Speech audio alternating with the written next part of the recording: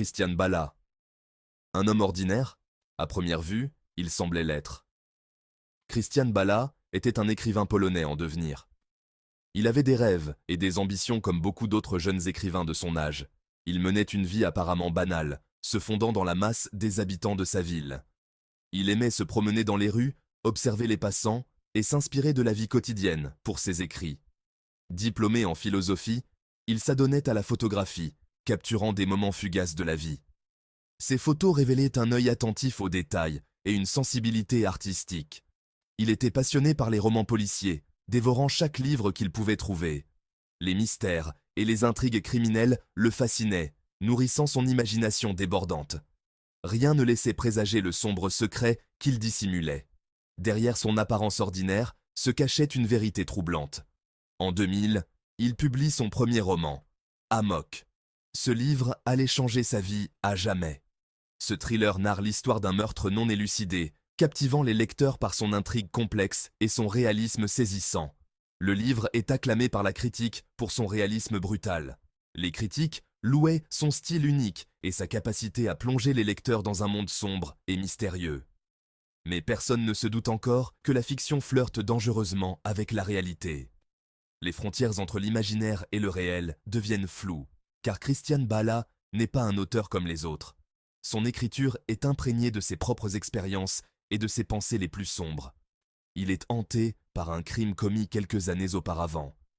Un acte qui le rongeait de l'intérieur, le poussant à coucher ses tourments sur le papier. Un crime qu'il pensait avoir commis en toute impunité. Mais la vérité a une manière étrange de refaire surface, et les secrets les mieux gardés finissent toujours par être révélés. Novembre 2000. La Pologne est secouée par un meurtre sordide.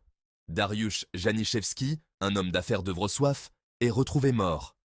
Son corps, dénudé et portant des marques de torture, est repêché dans la rivière Oder.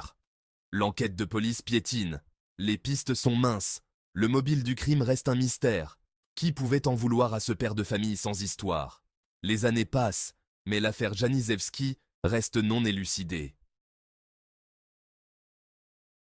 3 ans plus tard, le roman de Christian Bala, Amok, attire l'attention. Ce livre, qui semblait être une simple œuvre de fiction, commence à éveiller des soupçons. Un policier remarque des similitudes troublantes entre le meurtre fictif décrit dans le roman et l'affaire non résolue de Dariusz Janiszewski, un homme d'affaires polonais. Les détails, trop précis, sont glaçants. Chaque élément du crime semble correspondre à la réalité, comme si l'auteur avait été témoin de la scène. Le mode opératoire est le même. La victime est torturée, étranglée avec une corde. Les descriptions sont si vivantes qu'elles donnent des frissons. Le corps est ensuite jeté à l'eau, exactement comme dans le roman. Cette similitude ne peut être une simple coïncidence. Même la description de la scène de crime correspond à la réalité. Les policiers sont stupéfaits par la précision des détails. La police commence à soupçonner l'impensable. Et si l'auteur avait transposé son crime dans son roman? Les enquêteurs se demandent de si Christian Bala pourrait être le véritable meurtrier. Ils décident de creuser plus profondément dans la vie de l'auteur.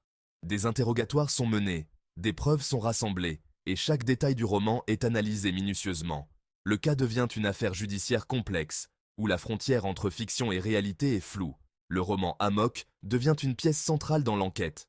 Les médias s'emparent de l'histoire, et le public est fasciné par cette affaire où un roman pourrait être la clé pour résoudre un meurtre réel. Les enquêteurs continuent de chercher des indices, espérant que chaque page du livre les rapprochera de la vérité.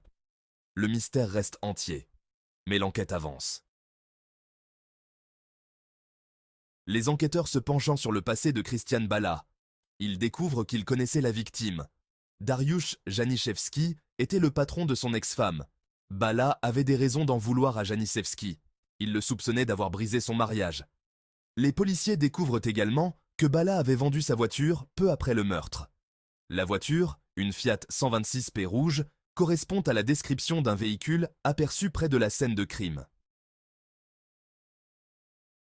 Amok, un récit prémonitoire? Ce roman, écrit par l'auteur énigmatique Bala, semble être bien plus qu'une simple œuvre de fiction. Le roman de Bala devient une pièce à conviction. Les enquêteurs, intrigués par les similitudes troublantes entre le récit et une série de crimes non résolus, décident de l'examiner de plus près. Les enquêteurs y voient un aveu à peine voilé. Chaque page semble révéler des indices cachés, des détails qui pourraient bien être la clé pour résoudre l'affaire. Le personnage principal, un intellectuel désabusé, se vante d'avoir commis le crime parfait. Il est décrit comme un homme brillant, mais tourmenté, dont les pensées sombres le poussent à des actes inimaginables. Il décrit ses motivations, ses actes, avec une précision clinique. Chaque mot est choisi avec soin, chaque phrase est une pièce du puzzle macabre qu'il a créé. J'ai ressenti une joie perverse à le voir se débattre, écrit Bala. Cette phrase, en particulier, a attiré l'attention des enquêteurs. C'était comme une œuvre d'art, la création ultime. Pour Bala, le crime n'était pas seulement un acte de violence, mais une forme d'expression artistique. Ces mots, froids et cyniques, glacent le sang. Ils révèlent une âme torturée, un esprit capable de justifier l'injustifiable. Sont-ils le fruit de l'imagination d'un auteur ou la confession macabre d'un tueur? Les enquêteurs sont confrontés à une question troublante. Bala a-t-il simplement écrit une histoire ou a-t-il documenté ses propres crimes? Le mystère reste entier et chaque nouvelle découverte ne fait qu'épaissir le brouillard autour de cette affaire énigmatique. Coïncidence ou aveu? Face à ces éléments troublants, la police décide d'interpeller Christian Bala. En garde à vue, l'écrivain clame son innocence. Il affirme que les similitudes entre son roman et le meurtre de Janiszewski sont de pure coïncidence. Mais les preuves s'accumulent contre lui. Les enquêteurs découvrent que Bala a fait des recherches sur les techniques d'étranglement sur Internet. Ils retrouvent également des traces de sang de la victime dans son appartement. La traque du téléphone portable. Le téléphone portable de Bala va également jouer un rôle crucial dans l'enquête. Les relevés téléphoniques montrent qu'il se trouvait à proximité du lieu du crime au moment des faits. De plus, le téléphone de la victime a borné sur la même antenne relais que celui de Bala peu avant sa disparition. Une preuve accablante qui contredit la version de l'écrivain. L'arrestation de Christian Bala. Face à ces éléments à charge, Christian Bala est arrêté et accusé du meurtre de Dariusz Janiszewski. L'affaire fait grand bruit en Pologne. L'opinion publique est partagée entre incrédulité et fascination. Comment un écrivain en herbe a-t-il pu commettre un crime aussi horrible? Et surtout, pourquoi s'est-il trahi à travers son roman? Le procès et les preuves littéraires. Le procès de Christian Bala s'ouvre en 2007. L'accusation s'appuie sur les preuves matérielles et sur le roman Amok. Le livre est décortiqué, analysé comme une confession déguisée. Les avocats de Bala tentent de démontrer que le roman est une œuvre de fiction et que les similitudes avec l'affaire Janiszewski sont fortuites. Mais leurs arguments peinent à convaincre. La condamnation est l'ombre du doute. Après un procès très médiatisé, Christian Bala est reconnu coupable du meurtre de Dariusz Janiszewski. Il est condamné à 25 ans de prison. Le tribunal retient la préméditation et la cruauté des actes. Malgré les preuves accablantes, Bala a toujours clamé son innocence.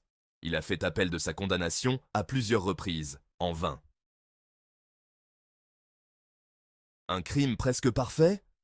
L'affaire Christian Bala soulève de nombreuses questions. Comment un homme a priori rationnel a-t-il pu laisser autant d'indices derrière lui? Était-il animé par un désir inconscient d'être démasqué? Ou bien était-il convaincu d'avoir commis le crime parfait, persuadé que son roman ne serait jamais perçu comme un aveu? L'écrivain qui s'est trahi. L'histoire de Christian Bala est un exemple troublant de la frontière ténue entre la fiction et la réalité. Son roman, censé lui apporter la gloire littéraire, est devenu son propre piège. L'écrivain qui se croyait plus malin que la justice a fini par être trahi par ses propres mots. Une histoire digne d'un roman noir, mais qui, cette fois-ci, est bien réelle.